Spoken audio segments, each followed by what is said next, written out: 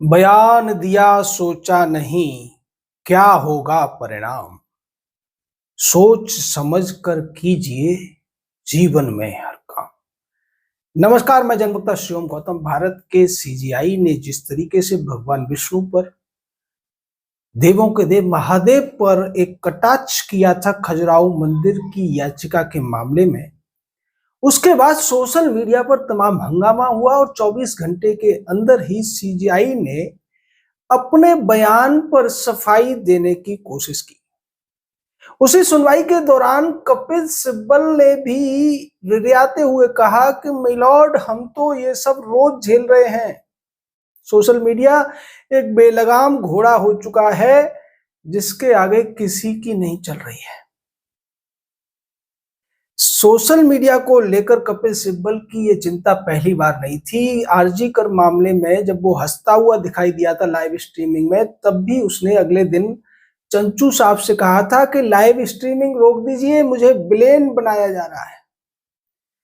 लेकिन ये एक अच्छी खबर है देश के लिए कि सोशल मीडिया की धमक अब भारत के सुप्रीम कोर्ट में भी दिखने लगी है। हालांकि सीजीआई ने माफी तो नहीं मांगी, लेकिन जिस तरह से सफाई देने की कोशिश की है इसका सीधा मतलब है।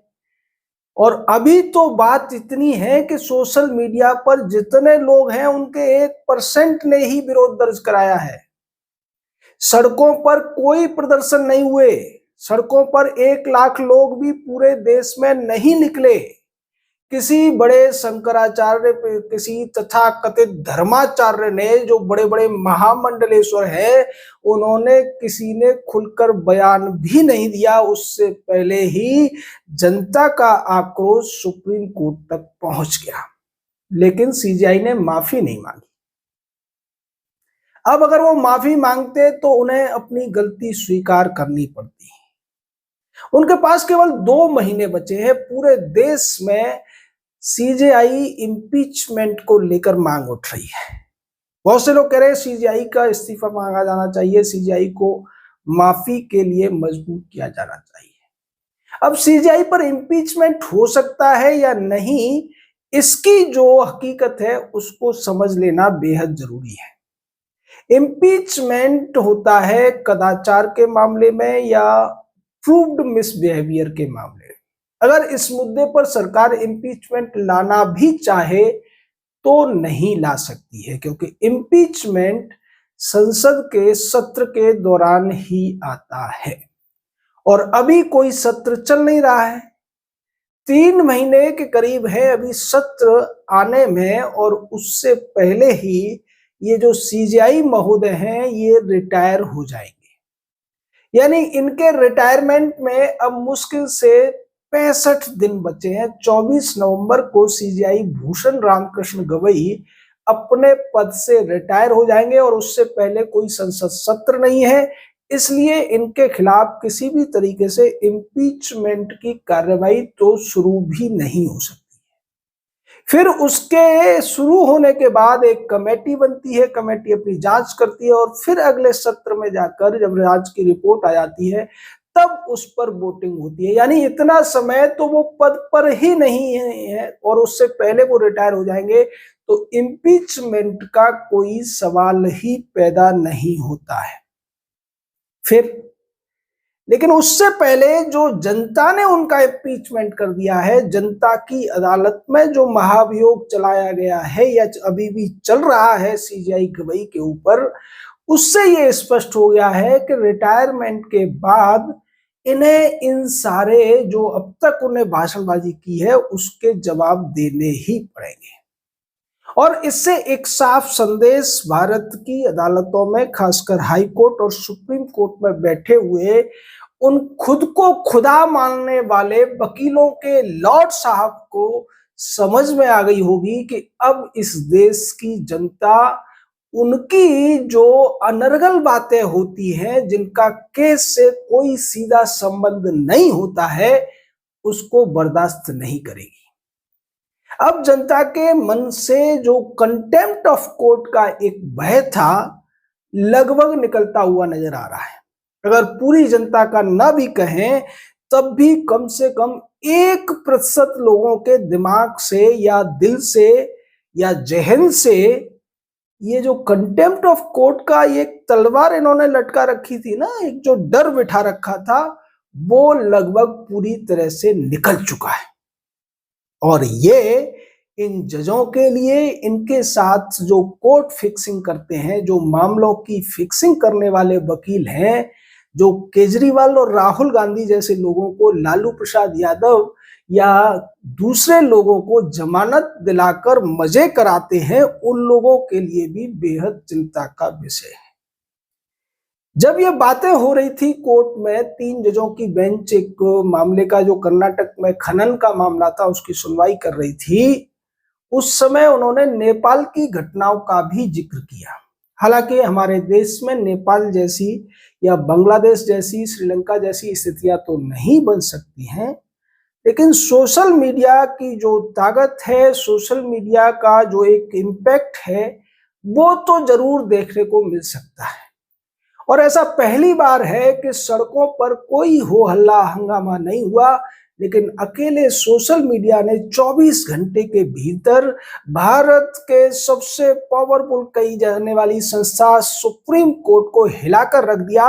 और सुप्रीम कोर्ट के सीजेआई ने हालांकि माफी नहीं मांगी, लेकिन जिस तरीके से उन्होंने ये कहा कि मैं सभी धर्मों का सम्मान करता हूं, वो जो उन्होंने पहले बयान दिया था, उससे बैकफुट पर आना ही था। और ये एक अच्छी बात है, क्योंकि जो इस देश की जुडिशरी है, न वो संविधान के प्रति जवाबदेह है, न सरकार के प्रति जवाबदेह है, न संसद के प्रति जवाबदेह है, जबकि लोकतंत्र में सबसे बड़ी जो रिक्वायरमेंट होती है वो जवाबदेही होती है। आपको शायद बहुत से लोगों को नहीं पता होगा कि अमेरिका का जो स्वतंत्रता संग्राम लड़ा गया था, जबकि अमेरिका में भी अंग्रेज ही थे जो ब्रिटेन से गए थे, और वह रहने वाले भी अंग्रेज ही थे, क्योंकि यहाँ के जो नेटिव सिटीजन्स थे उन लोगों को उन्होंने मारकर भगा दिया था या मार दिया था।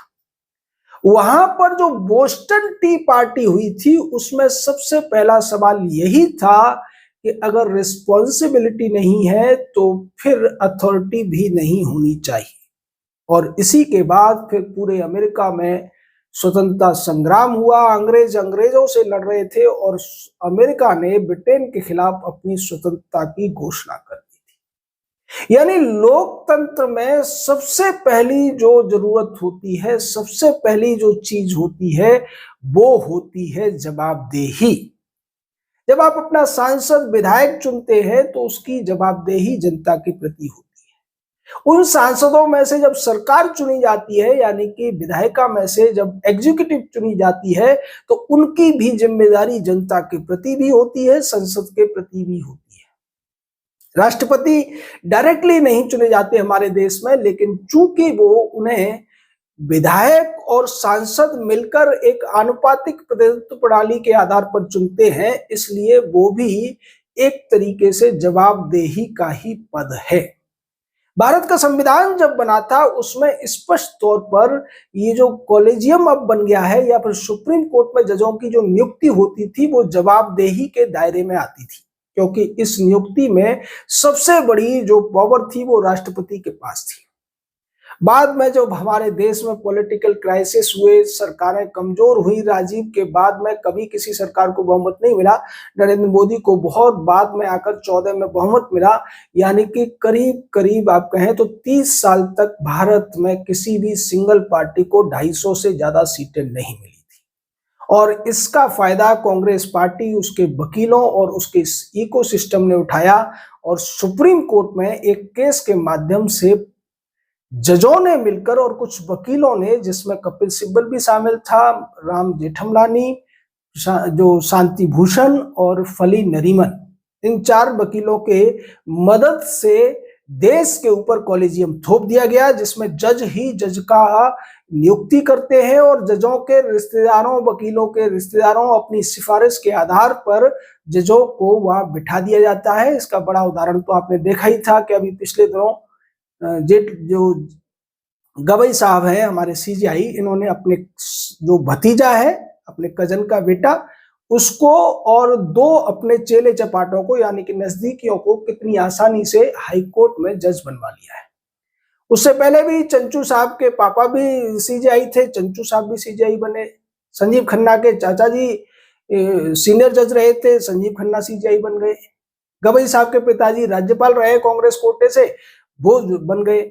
उसी तरीके से पारदीवाला का भी नंबर है, पारदीवाला के पिता विधानसभा अध्यक्ष रहे कांग्रेस के, इसलिए पारदीवाला को भी अब सीजेआई बनाया जाएगा।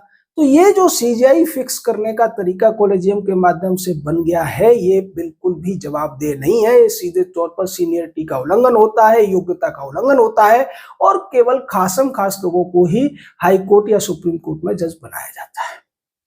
लेकिन अब सोशल मीडिया ने जो अपनी उपस्थिति दर्ज कराई है, उसके बाद इन जजों के लिए और इस कॉलेजियम का जो एक असंवैधानिक संस्था है, इसके लिए इस तरीके की मनमानी करना संभव नहीं होगा। और इम्पीचमेंट पे तो हमने बता ही दिया है, लेकिन सीधे तौर पर कहें तो सुप्रीम कोर्ट को अब जनता से थोड़ा डर लगने लगा है, और ये डर अच्छा है।